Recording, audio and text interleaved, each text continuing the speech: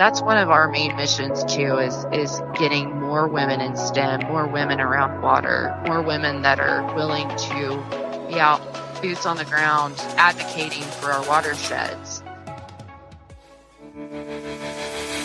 Welcome to the Woman Angler and Adventurer podcast, inspiring real women with a passion for fishing and the outdoors to go get their adventure on. Now, here's your fearless host, Angie Scott. Welcome, Woman Angler and Adventurers and listeners. Thank you for tuning in. If you like what you've been hearing on the show and you haven't already, please take a moment to leave a rating and review on whatever podcast platform you're listening on. We're on Apple Podcasts, Spotify, iHeartRadio, Stitcher, on and on and on. If we're not on a platform that you listen to, let me know, Angie at thewomanangler.com, and I'll make sure the show gets loaded on there as well. So in this week's episode, I have a really fascinating lady, Amy Robison, a.k.a. the Pond Lady. Amy is also a special correspondent on the Fish Nerds podcast, which was featured on last week's episode, where Clay Groves and John King interviewed little old me. So private ponds are a topic that we haven't really covered on the show thus far. Where I grew up in Minnesota, that wasn't really common, but I know in other parts of the country, private ponds are really popular. I remember I took a trip in high school to Ohio, and it seemed like everybody's house we went to visit that day had their own private pond. And there's quite a bit in Oklahoma, and that's where Amy is from. So she used to work for the Oklahoma Department of Wildlife Conservation, and then just kind of went off on her own in helping people get their ponds in tip-top shape for their stocked fish, and it's really, really, really interesting. So please join me as I jump into a conversation with the pond lady, Amy Robison. Here we go.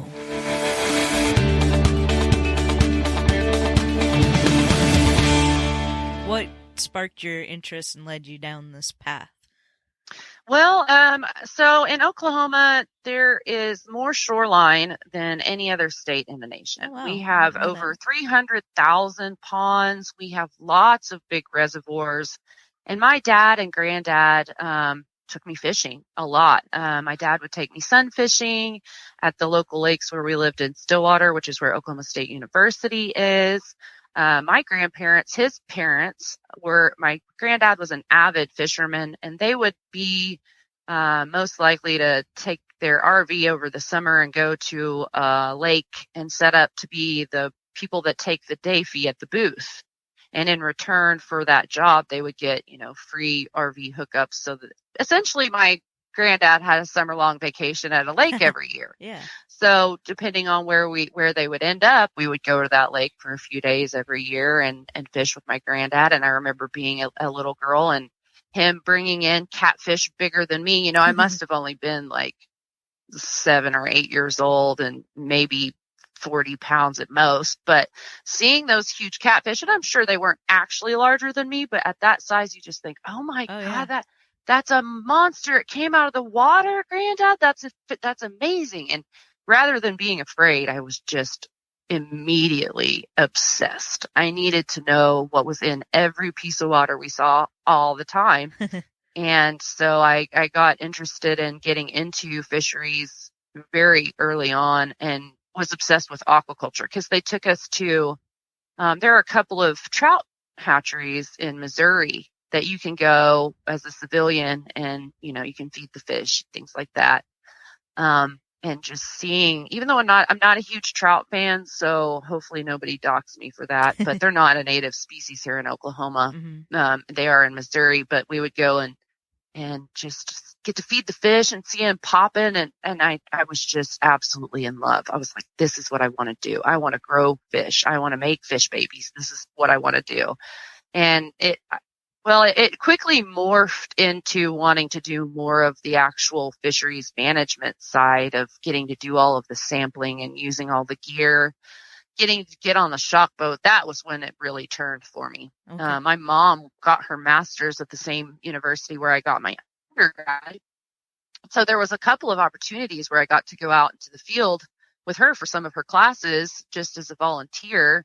And because the professors knew me and I signed a release waiver, they would let me go out in the field sometimes. And that was in high school. So I was already getting to go out in the field and do some fisheries related sampling stuff when I was in high school. And by the time I was in college, I was raring to go. Nice. So what did your mom study? My parents are both science educators. Okay. So she was getting her master's of technology there. She got her undergrad in science education, and then she got her master's of technology, which is the degree program, master's degree program they offer down there. And then now my parents both teach at junior colleges in Tulsa. Okay. In fact, my dad's been an educator at the same university for over 15 years, and he just lost his job due to COVID. Oh no! So they've always been in academia. Mm-hmm. So I don't, I think my dad has a way deeper understanding of some of the stuff that we do because he did grow up fishing and being around fisheries. My mom is just sort of naive about what we do. So seeing some of the videos from our YouTube channel, I think, has really been eye-opening for her. I don't think she ever realized how hard we work, mm-hmm. if that makes sense, like how hard it actually is to get out there and do this stuff. But no matter how hard the work is, I always find something to be fascinated about that keeps me going. Yeah. And so it progressed from being in school to do fisheries management stuff and wanting to get out on big waters and work with larger endemic species like gar and paddlefish. And just sort of having a bad experience in the department made me switch directions. My husband was already doing nuisance wildlife control. He had already developed Robison Wildlife Solutions to do nuisance wildlife control and land management for private landowners. So he had a couple of people that he was helping with burn plans and things like that. And he was batting around the idea of adding pond services, but me working for the department, it was conflict of interest. Mm-hmm. So I couldn't have anything to do with anything at all. Even the wildlife related stuff, I was like, that's not technically my division. I'm fisheries, but still that's a little too close to my territory. So me being who I was and who I am, it's like I can't be on any of the documents. I can't be even a silent partner. I can't be associated or affiliated with the business at all. This is all you. And so we just started really seeing a need for people that would call and have problems with their ponds. And we could tell them over the phone how to fix it. But we didn't really have anybody in our department that we could send out to actually do the work.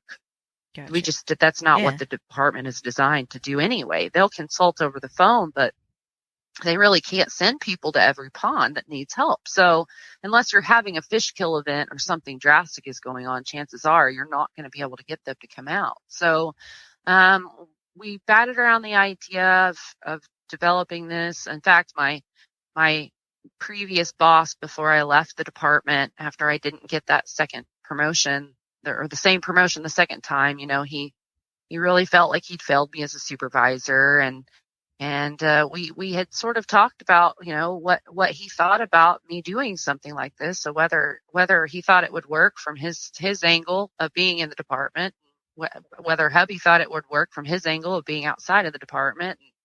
All of us all kind of agreed that this was a great path for me. And we came up with the Pond Lady. And so the Pond Lady project was born, and we have really developed far beyond what I ever thought we could become in such a short period of time. It's really snowballed and taken on a life of its own. Yeah. And for me, that's fantastic. Oh, yeah.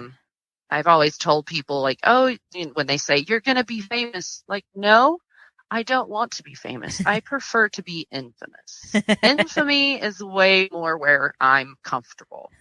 Fame just sort of sounds like too much work. Right. I'd rather be over on this side where it's not really a job in itself. It's just it's an artifact of being who I am. So right.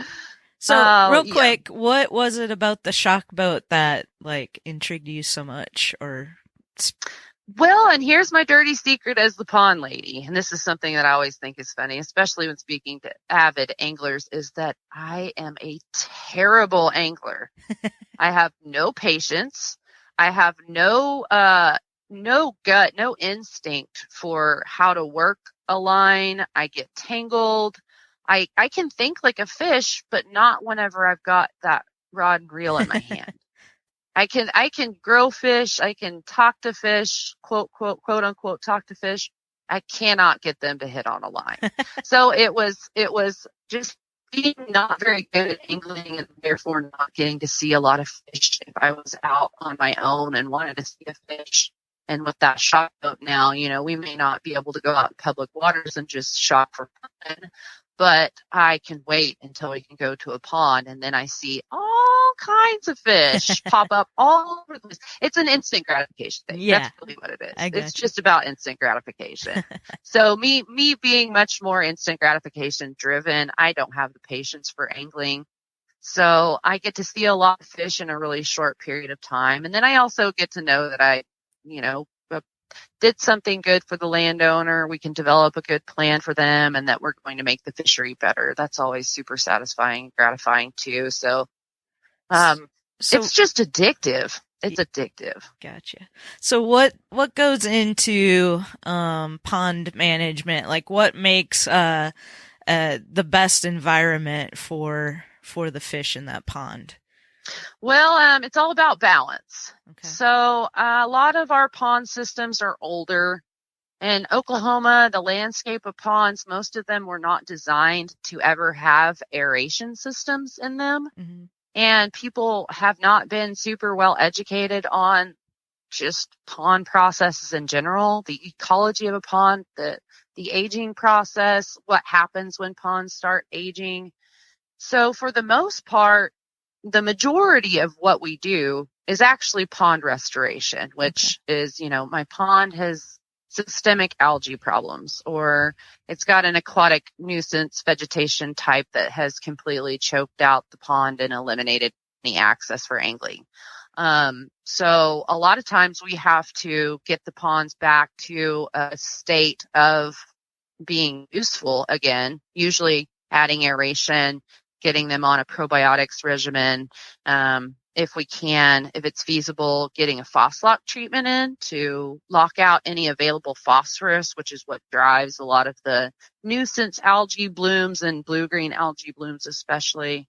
But as far as the fishery goes, in terms of the actual fish themselves, actually being able to go back and do the sampling sometimes isn't really feasible until you get everything else in control. Mm-hmm. So if you've got massive algae problems or a vegetation type that's so thick that you put the shock boat in the water and start producing current, the fish get stunned and then they get trapped in vegetation. You can't get a net on them, so you can't get them in the boat, and it's just a wasted effort. So a lot of times we do have to do the restoration part of pond management first before we can actually go back with the shock boat and address manipulating the fishery to get better growth. And a lot of times the management recommendations that come about from the sampling effort itself are, you have this size class of bass that we can tell we've got some stunting going on, so you need to remove about 30 pounds of these guys. Or, you're missing a couple size classes here, so we need to supplementally stock a few guys at this size, things like that. Wow. So that we can modify the system based on the size is super important too.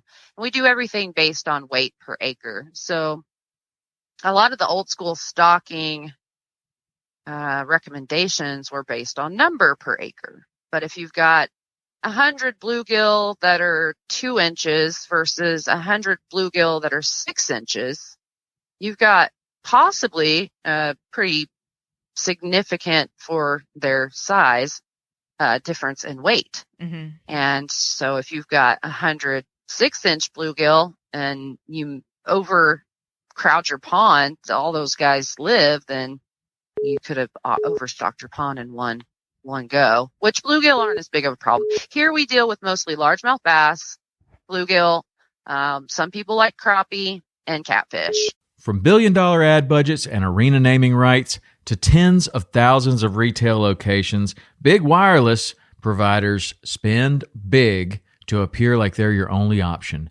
How do they afford it all? That big bill you get at the end of every month. Mint Mobile had a different idea. Instead of brick and mortar overhead, Mint Mobile is online only. What does that mean for you? a whole lot of savings because wireless plans from Mint Mobile start at just $15 a month. That's unlimited talk, text, and data for just $15 a month. You'll save enough that you can get a brand new rod and reel for the upcoming season. For anyone who just hates their phone bill, Mint Mobile offers premium wireless for just $15 a month. All plans come with unlimited talk, text, and high-speed data delivered on the nation's largest 5G network. You can use your own phone with any Mint Mobile plan, and you can even keep your same phone number along with all of your existing contacts. By going online only and eliminating traditional costs of retail, Mint Mobile passes significant savings on to you. Switch to Mint Mobile and get premium wireless service starting at just $15 a month. To get your new wireless plan for just $15 a month and get the plan shipped to your door for free, go to mintmobile.com/waypoint. That's mintmobile.com/waypoint. Cut your wireless bill to $15 a month at mintmobile.com/waypoint. The species selection in ponds is usually relatively low depending on the watershed where the water source is. But general pond management is a lot about education more than anything. Is just modifying how people are managing the riparian area, how they're fertilizing their lawns, like getting people to switch from inorganic to organic fertilizers or eliminate fertilizers altogether, which is sometimes not feasible. Getting people to stop eating ducks and geese, that's a huge one. That is a huge problem that we didn't really even have our heads wrapped around until fairly recently. Blue-green algae is a huge problem here, and it's becoming more and more of a problem as we get milder winters and more erratic temperatures fluctuate the year, and finding out that a lot of these neighborhoods have at least one kind of crazy person that decides that they want to take care of all the ducks and geese and they feed them. And that's a huge problem. Why is that such a huge problem? Well, in urban systems, you generally have a certain amount of degradation that occurs just because of urban runoff. That includes a lot of chemicals, a lot of herbicides, a lot of just nasty stuff from cars, from streets. You get road salts during the winter. You get a lot of accumulation of just chemicals. And because of that, you can lose a lot of your aquatic vegetation just because of the wash-in of herbicides and things that come from lawns. Once you lose a lot of your aquatic vegetation along the edge, you lose a lot of the natural filtration buffer. So when you have a lot of ducks and geese that are hanging around, not only are they going to be directly depositing their waste into the pond, so to speak, they're also going to be using the area around the pond to forage and to defecate. So then when you have a rain event, and it's been dry for a while, then you have a lot of that stuff that washes in one pulse. And that's a really high source of phosphorus. So it's just like algae food. And a lot of times when you have a degraded system, so when you have a healthy system, so you have green algae and you have blue-green algae. Blue-green algae are the ones that are directly toxic. They can produce a toxin. And it's still sort of poorly understood why and how that process is initiated, what causes them to start becoming toxic. But they are toxic directly to people and fish and other livestock. So those are the ones that you end up hearing about in the summertime being responsible for getting lakes closed down and things. It's usually a blue-green algae bloom. Green algae are not directly toxic, but they can grow at such a fast rate that they decompose at such a fast rate that it just takes out all your oxygen and you have an oxygen crash. But in a normal system, the green algae can generally outcompete the blue-green algae and keep them in check. Okay. So you have less likelihood of a blue-green algae bloom that could be toxic when you have a better balanced system.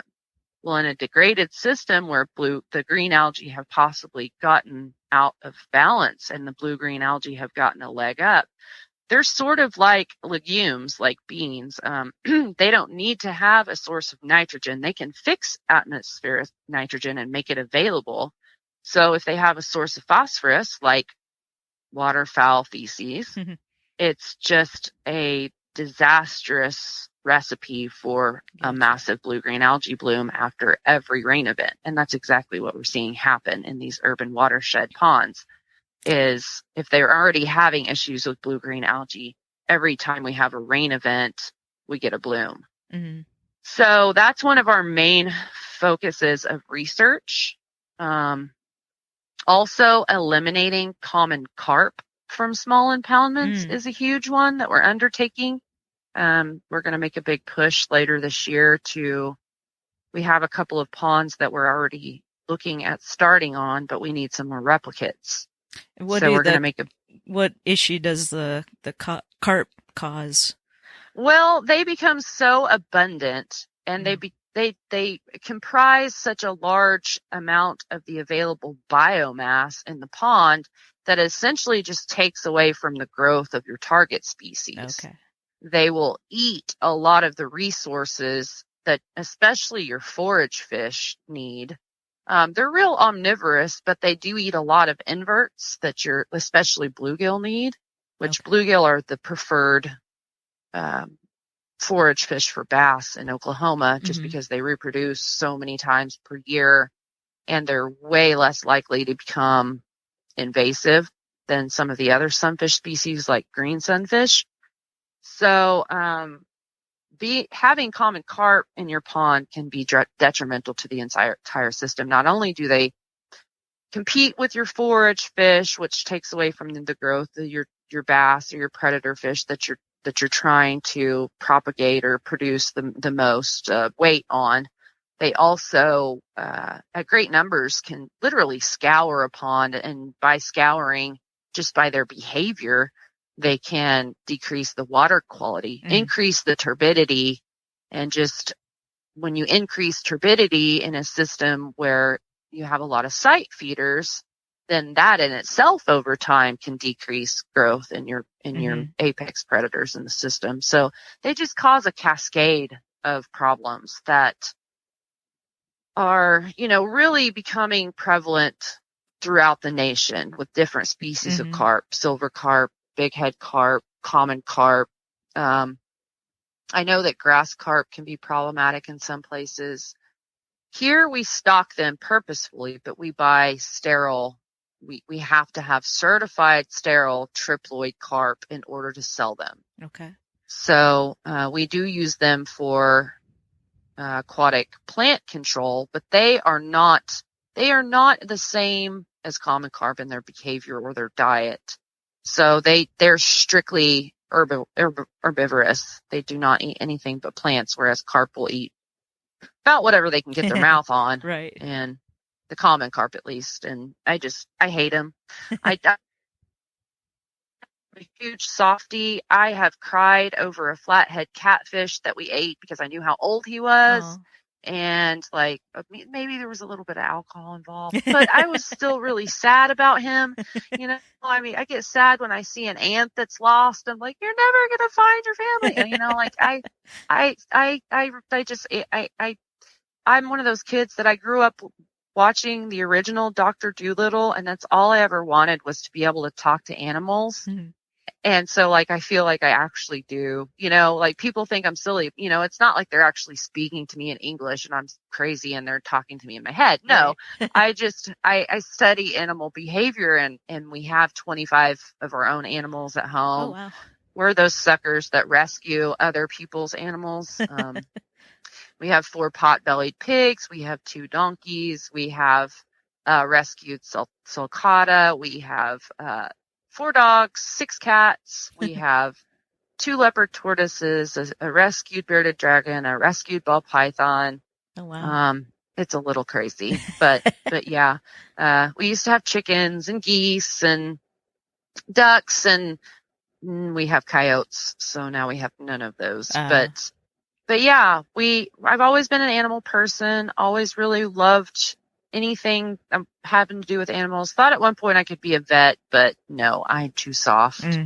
it would have been too traumatic for Yeah. me. So, Gotcha. but what else can I tell you? I know that John told you a little bit about like some of our other hobbies. Yeah, And- well, I need to go check out your YouTube channel and watch some of the videos you were talking about. Oh my gosh, I would love that. I will say that they're not very well developed.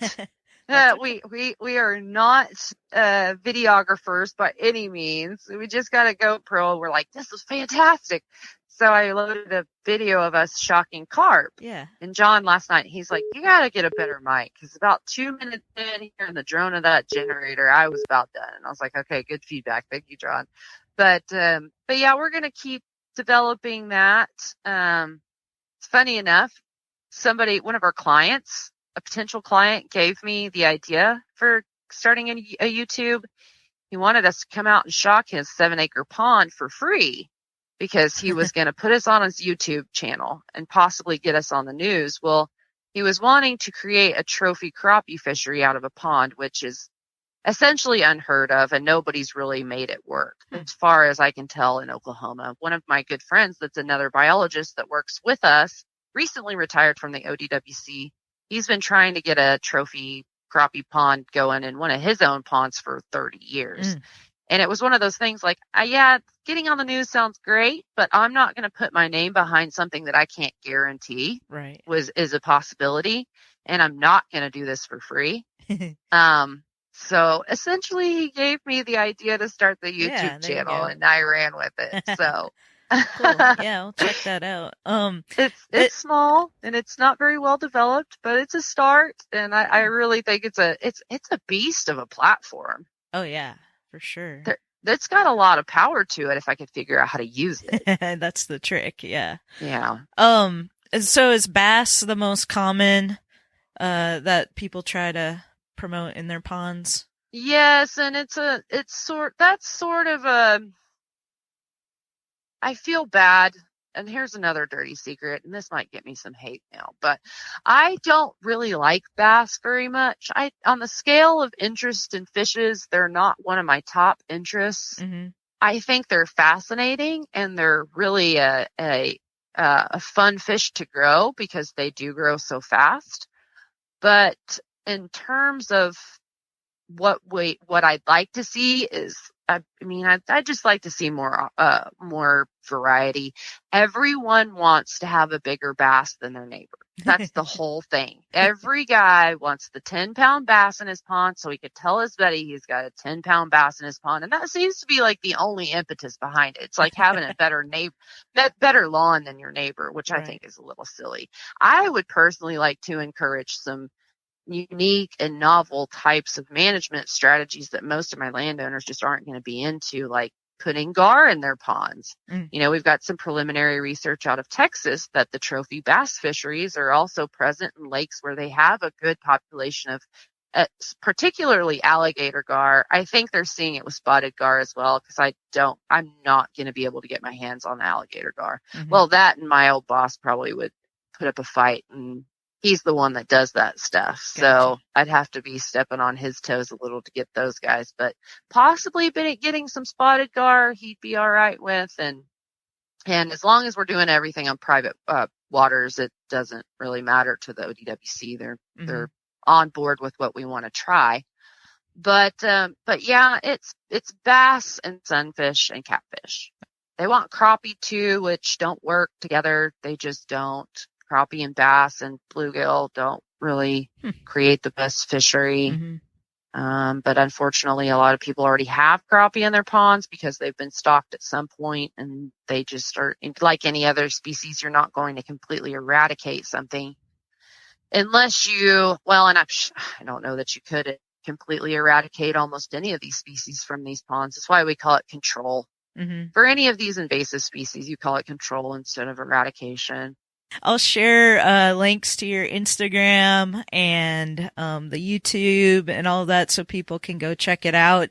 And you're also a correspondent on the Fish Nerds podcast. I am. Which is awesome. We need to get my bio up there. I have it written in a notebook, and I don't know why I have not gotten it typed up and sent to John, but I need to get that done. Yeah. Now that I'm talking to you about it, I'll try to get that done for him today. It's been a few weeks.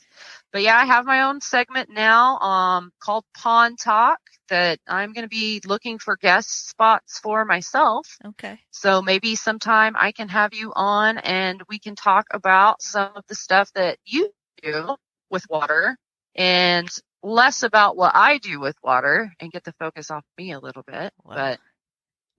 But I do have lots of stories to tell. So that is one of my draws and my downfalls is that I tend to tell a lot of stories.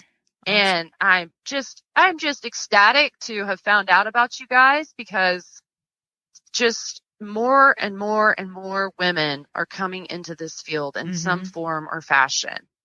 And the more we can draw in the younger women and show them that there's no exclusions. You can be absolutely anything that you want to be. You can be a scientist. You can work with water.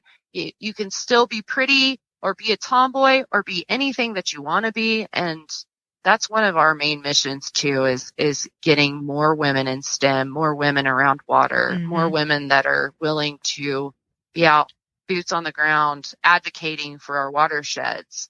You know, you may not claim that you're a scientist, but I guarantee you're still a steward for the waters that you're putting your people in. Right. And you are promoting stewardship and teaching them about things. You have to teach them about things like invasive species if you're sending somebody out on a boat. Right. So there is a certain amount of education and outreach that you do that I would call very scientific. So regardless of whether that's what your degree is in, you're still out there boots on the ground in the water, and that's important. Yep. Oh, I also got recently asked to be on the board of directors for a nonprofit that my friend is starting. She works for the Nature Conservancy. Oh, cool. And she's currently an LLC, but she's getting it transferred to nonprofit so that we can start getting grants to do research. But it will be called the Watershed Movement. Okay. And our main purpose will be for outreach and education for adults and children about watershed health and what is a watershed? How do you read watersheds? How to care for your watershed? So, there's a lot of opportunities that are going to come out of that as well. Yeah. So that's an interesting new thing that came about. In fact, we just went on me and two of the, board members two female biologists went on a float trip / sort of business meeting last weekend at the Illinois River in Tahlequah, Oklahoma, northeastern Oklahoma. Well, very cool. Thanks so much for this awesome conversation. And just a reminder for everybody listening to go to the show notes for this episode so you can go check out Amy online and her YouTube channel. And that's going to be at thewomanangler.com/145. That's thewomanangler.com/145. Thanks, everybody.